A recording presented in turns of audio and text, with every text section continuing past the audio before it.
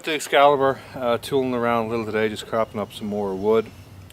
I came to two conclusions. Number one, around this center point here in the handle, I get essentially a more powerful grip when this little bulge splits my two middle fingers.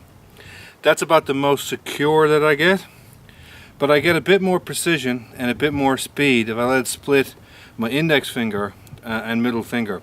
So I'm switching between the two of these grips depending on what wood I'm trying to cut. Now it's not a huge difference, but you can definitely feel it.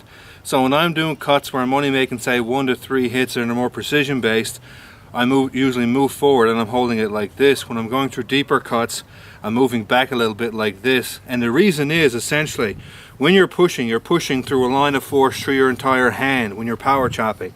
So of course right now the line of force is basically going right straight into the grip. Whereas if I'm gripping around up here, my line of force is behind my hand and it'll tend to make it push out. So again, this is more for a speed sort of snap cut and this is more for a power grip. The other thing that I've noticed, which is kind of interesting, you can see the way the edge sweeps up right here. I found that if I make contact just in this sort of up sweep, I can get a bit of a shearing effect on wood, and as a result the cut is more comfortable because it's smoother and it also gets slightly better penetration. Now it only works on rather thin wood, say something about between 1 and 2 inches is its most pronounced effect. Now larger cuts between 2 and 3 inches, it starts to be a bit of a problem because of course you can see if you had a 3-inch cut like this, you're getting a different cut depth down here than you are up here, so it's no good.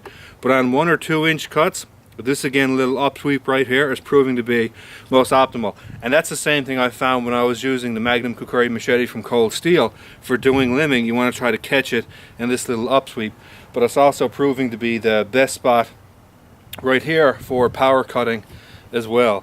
So overall, again, very pleased with this blade so far, and now I'm moving up to where I'm not quite still 100% at full force because I'm not really putting any of my upper body into it. It's still mainly like shoulder and elbow and wrist. But again, you want to make a feel for this because if this blade glances, given the power and the cutting ability of it, well, it'd be a bad day.